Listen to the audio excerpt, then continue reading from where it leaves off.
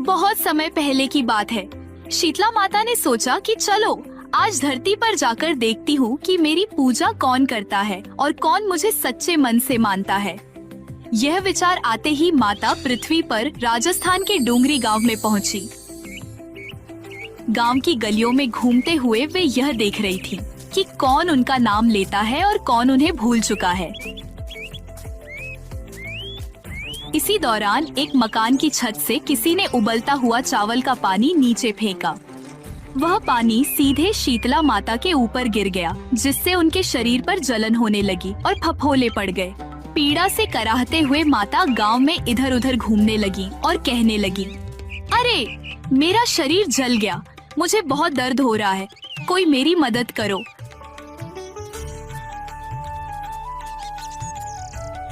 लेकिन गांव के किसी भी व्यक्ति ने उनकी सहायता नहीं की। गांव के किनारे एक गरीब कुम्हारिन बैठी थी।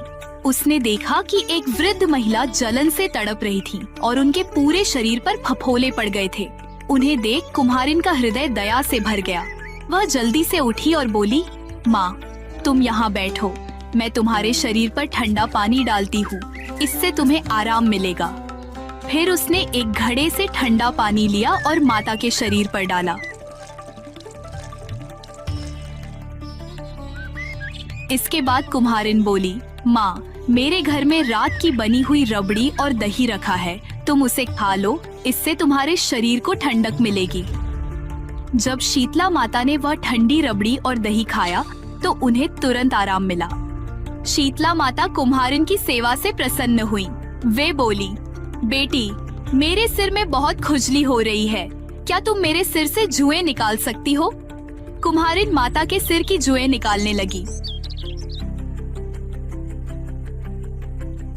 जैसे ही उसने माता के सिर के पीछे देखा तो वहाँ एक तीसरी आंख दिखाई दी। यह देखकर कुम्हारिन घबरा गई और डर के मारे वहाँ से भागने लगी। तभी शीतला माता ने पुकारा, रुक जा बेटी, मुझसे मत डर, मैं कोई भूत प्रेत नहीं हूँ, मैं स्वयं शीतला माता हूँ। यह सुनकर कुम्हारिन आश्चर्य से कांपने लगी और हाथ जोड़कर माता के चरणों में गिर पड़ी। शीतला माता कुम्हारिन की सच्ची भक्ति देखकर प्रसन्न हो गई, लेकिन कुम्हारिन दुखी होकर बोली, माता, मेरे घर में बहुत गरीबी है, मेरे पास न कोई चौकी है और न ही कोई आसन जहां आपको बिठा सकूं। शीतला माता मुस्कुराई और बोली, बेटी, चिंता मत करो, मैं तुम्हारे घर के बाहर खड़े गधे पर बैठूंगी। इसके बाद माता एक हाथ में झाड़ू और दूसरे हाथ में दलिया लेकर कुम्हारिन के घर के बाहर बैठ गई। उन्होंने झाड़ू से उसके घर की दरिद्रता को हटाया और उसे अपने हाथ के दलिया में डालकर फेंक दिया। बेटी, मैं तेरी सेवा से बहुत प्रसन्न हूँ, जो वरदान चाहती है मांग ले। कुम्हारिन हाथ जोड़कर बोली, माता, आप इसी गांव में निवास करें और जो भी फाल्गुन अष्टमी के दिन आपकी श्रद्धा से पूजा करे, आपको ठंडा जल और ठंडे भोजन का भोग लगाए, उसके घर से दरिद्रता दूर हो जाए। शीतला माता ने तथास्तु कहा और वरदान दिया, बेटी, इस घड़े के जल को अपनी झोपड़ी की छत पर छिड़क देना। कल इस गांव में आग लगेगी, लेकिन तेरा घर सुरक्षित रहेगा। इतना कहकर माता अंतर्ध्यान हो गई। कुम्हारिन ने माता की आज्ञा मानी और अपने घर की छत पर जल छिड़क दिया। रात को गांव में भयंकर आग लग गई, लेकिन कुम्हारिन की झोपड़ी सुरक्षित रही। अगले दिन गांव के राजा ने कुम्हारिन को बुलवाया और पूछा, सारे गांव में आग लग गई, लेकिन तेरा घर कैसे बच गया? कुम्हारिन ने राजा को शीतला माता की कृपा की पूरी कथा सुनाई। यह सुनकर राजा बहुत प्रभावित हुए। उन्होंने गांव भर में ऐलान करवा दिया कि अब से हर घर में शीतला अष्टमी के दिन चूल्हा नहीं जलेगा और माता को ठंडे भोजन का भोग लगाया जाएगा। एक गांव में एक बुजुर्ग महिला अपने 2 पुत्रों और बहुओं के साथ रहती थी। उसके दोनों बेटों के एक एक संतान थी, लेकिन दोनों बहुएं स्वभाव में एक दूसरे से बिल्कुल विपरीत थी। बड़ी बहू स्वभाव से झगड़ालू और आलसी थी, उसे घर के कामों में रुचि नहीं थी। वहीं छोटी बहू बहुत मिलनसार, शांत और धार्मिक प्रवृत्ति की थी। शीतला सप्तमी का दिन आया तो सास ने छोटी बहू से शीतला माता के भोग के लिए भोजन तैयार करने को कहा।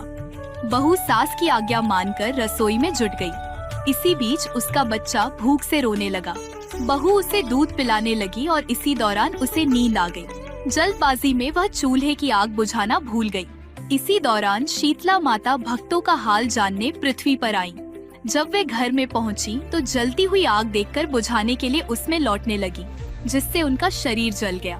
पीड़ा के कारण माता क्रोधित हो गई और छोटी बहू को श्राप दे दिया, जैसे मेरा शरीर जला वैसे ही तेरी संतान भी जल जाएगी। जब छोटी बहू की नींद खुली तो उसने देखा कि उसका बच्चा जलकर मृत पड़ा है।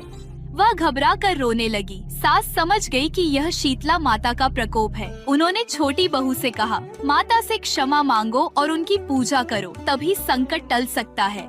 सास की सलाह मानकर छोटी बहू अपने बच्चे के शव को एक टोकरी में रखकर माता को खोजने निकल पड़ी।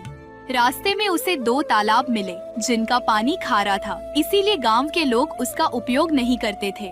तालाबों ने उससे पूछा, तू कहाँ जा रही है?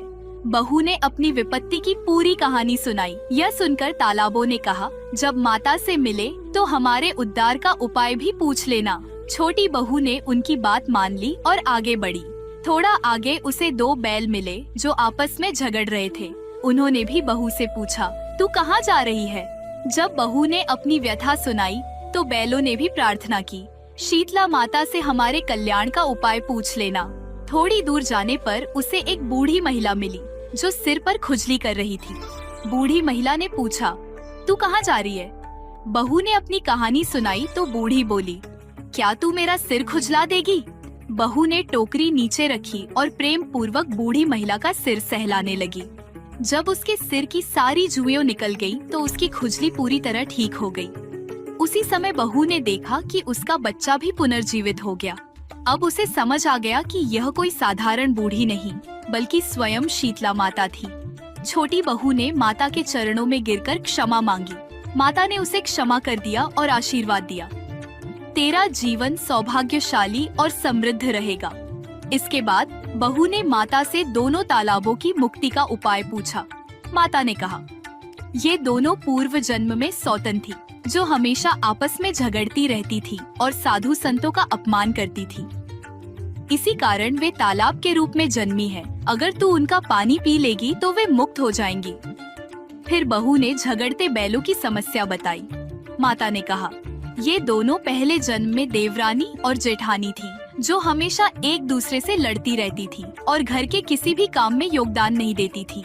अब ये बैल बन गई है। अगर तू उनके गले की रस्सी खोल देगी तो वे भी मुक्ति पा लेंगी। बहू ने माता को प्रणाम किया और बच्चे को लेकर घर आ गई। उसने सास और जेठानी को पूरी घटना बताई। छोटी बहू की समृद्धि देखकर जेठानी को ईर्ष्या हुई। उसने सोचा, अगर मैं भी माता के दर्शन कर लूं तो मुझे भी आशीर्वाद मिलेगा। अगले वर्ष शीतला सप्तमी पर उसने वही सब कुछ किया जो छोटी बहू ने किया था। माता ने उसे भी वही अभिशाप दिया, जैसे मेरा शरीर जला वैसे ही तेरी संतान भी जल जाएगी। अगले दिन उसका बच्चा भी जलकर मृत मिला। वह भी अपने बच्चे को लेकर माता की खोज में निकली।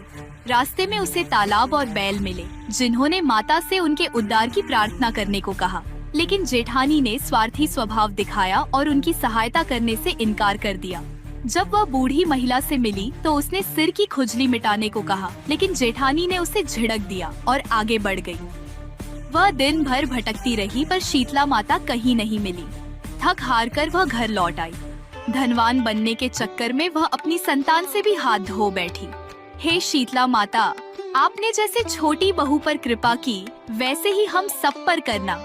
हमें रोगों से दूर रखना, शांति और खुशी देना।